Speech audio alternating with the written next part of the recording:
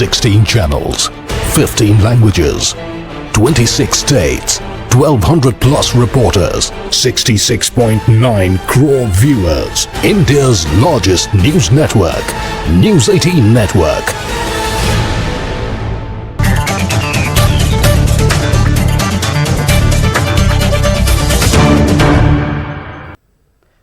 कर्नाटक के शहर गुलबर्गा का मोहल्ला मोमिनपुरा अब कोरोना से मुकम्मल तौर पर पाक हो गया है। आज इसे कंटोनमेंट जोन से आज़ाद कर दिया गया है, जिसके साथ ही यहां जिंदगी मामूल पर लौट आई है। गुज़श्ता 2 माह से यहां इमरजेंसी जैसी सूरत हाल थी।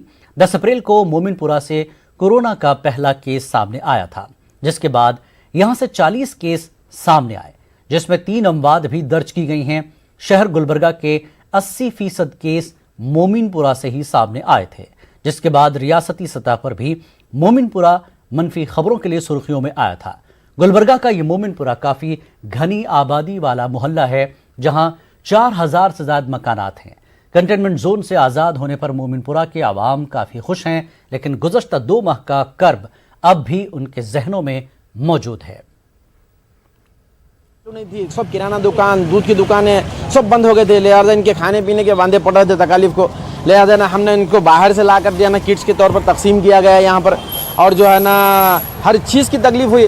हाँ, पानी वाला पानी नहीं ला रहा, दूध वाला दूध नहीं ला रहा, अखबार वाला अखबार नहीं ला रहा, हर चीज़ की तकलीफ हुई। अब अल्हम्दुलिल्लाह जो है ना यहाँ से जो है ना राहतें हैं। मोमिनपुरा लोगों के जहन में था कोरोना यहीं से पैदा होता है, लेकिन अल्हम्दुलिल्लाह एक बहुत ही बड़ा एक दहशत एक दिमाग में जो बैठी हुई चीज़ थी, हमने यहाँ पर 400 चिल्लर करीब 500 के करीब यहाँ सैंपलिंग करके कोरोना टेस्ट करा के वो लोगों के शक को दूर कर दिए।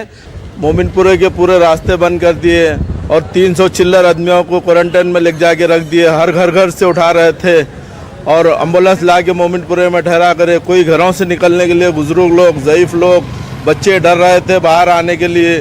पुलिस की गश्त हो रही थी। उसके बाद कोई मोहल्ले में कोई आ रहा था नहीं, जा रहा था नहीं। इस एरिया को जो भी हालात आ चुके थे, तो अल्लाह उससे बरी कर दिया।